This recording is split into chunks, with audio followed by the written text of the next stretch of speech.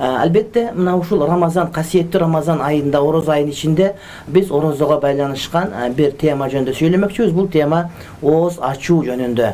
Ооз ачуу жана ооз ачтыруу жана ооз ачуу мезгилиндеги аткарыла турган дуалар, мына ошол дуалардын касиеттери, мына ошол дуалардын кайтарылбастан кабыл боло тургандыгы туура айтмак. Анткени ооз ачар учурунда урматтуу бир туугандар, көпчүлүк учурда барганда адамдар ушак айтып отурушкан болот, телевизор көрүп отурган болот, же болбосо ошол жана ооз ача турган учурда мөөнөтү келип калганда адамдар бири-бирин акыл айтып үйрөтүп отуруп дуа кылгандан сыртта калып ошол күnkү кайсы бир касиеттерден куржалак калып калгандыгы өтө өкүндүрөт. Ошондо урматтуу бир туугандар, мына ушул ооз ачуудагы дуанын касиети жөнүндө бир аз сүйлөмөкчүбүз.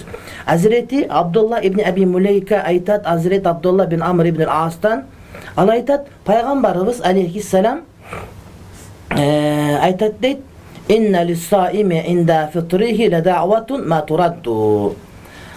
Орозо туткан адамдын ооз ачуу учурундагы дуасы таптакыр кайтарылбай турган дуа дейт. Демек, урматтуу бир тууганым, орозо кармап, ооз ачуунун астында ошол тилек кылып калсаңыз, дуа кылып калсаңыз, ошол учурдагы тилегиңизди Кудай Таалам кайтарбай кабыл кылат, урматтуу бир тууганым. Ал эми Азирети Абдулла айтат, ооз ачкан учурда кантип айтат, урматтуу бир тууганым, бул Абдулла ибн Амр ибн Ас айтат: "Аллахумма инни ас'алука би рахматика аллати васи'ат кулла шай'ин ан тагфира ли зунуби." Ошол хадисти риваят кылган Азирет Абдулла айтат, ошондой Абдулла ибн Аби Мулейка айтат, урматтуу бир тууганым, дуа кылганда кандай дуа кылчу экен? "О Кудай Таалам, бардыгын өз ичине батырган өзүңдүн ырайымың менен менин бардык күнөөлөрүмдү кечирүүңдү тилеймин" деп дуа кылчу экен. Ким кандай дуа кылса да ошол дуалардын баардыгы, урматтуу бир тууганым, мына ошол учурда кабыл боло турган дуалардын катарына кошулат дейт. Пайгамбарыбыз алейхиссалам ошол ооз ачуу учурунда, ооз ачардын астында мындай деп айтчу дейт: "Захабат дамау вабталлатул уруq ва сабатал ажр иншааллах." Чаңкоо кетти. Кандарыбыз, тамырларыбыз жанданды, суу ичип, суусундук ичип, иншаалла насип кылган болсо соопко ээ болдук деп пайгамбар алейхиссалам тилек кылчу. Ал эми Азирет Абу Хурайра риваят кылган башка бир хадисте пайгамбарыбыз алейхиссалам айтат: "Саласатун ла турадду да'ватухум." Үч түрдүү тайпа адамдар бар, булардын дуалары сөзсүз түрдө кабыл болот. Алардын биринчиси ас-саиму хатта юфтир.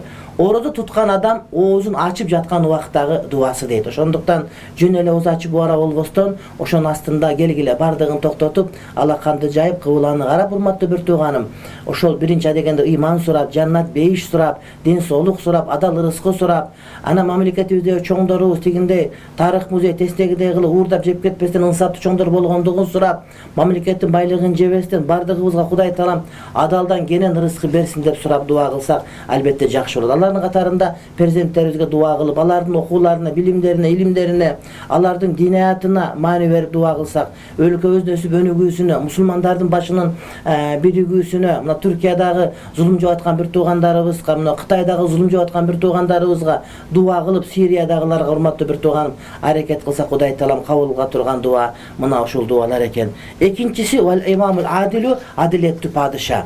Эгерде падыша адилеттүү болуп, өзүнүн падышачылык вазифасында оңго солго тартпай бардыгын мамлекеттин, эли жердин келечеги үчүн, Кудайдын ыраазылыгы үчүн аткара турган болсо, мына ушул падышанын дуасы да кабыл болор экен.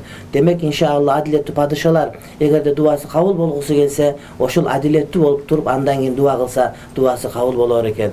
Кээ бир адамдар намаз окумуш этип башка айтышат, бирок урматтуу бир туугана дуасы кабыл болбойт, анткени булардын адилеттүүлүгү жок болгон деген сөз келип чыгат да. Демек, падыша болгондордун бардыгынын кулагына күмүш сурга, эгерде сиз мамлекетиңиздин өсүп өнүгүүсүн каалаган болсоңуз, элиңиз жериңиздин келечегин каалаган болсоңуз, анда эки шарт бар. Биринчиси, адилеттүү болуңуз. Адилеттүүлүк эмне? Бардыгын Алланын ыраазылыгы үчүн адилеттүүлүк, карагылды какчырган калыстык менен башкаруу деген сөз. Экинчиси, мына ошондо дуа кылсаңыз, дуаңыз кабыл болор экен.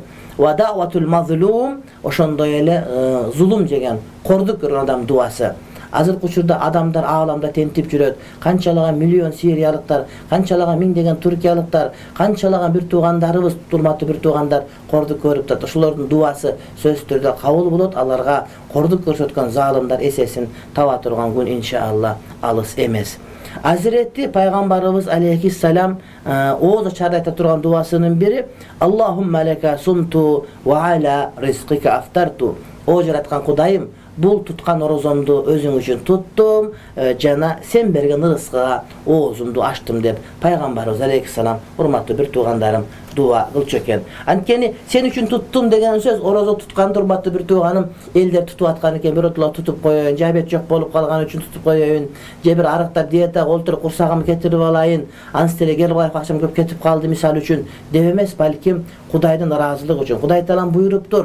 Orozo karmaganda tuta turgan bolsa, mına oşonda orozo esep bolup degendi esibizden hurmatly bir tuğandarım çıkarbaşыбыз gerek.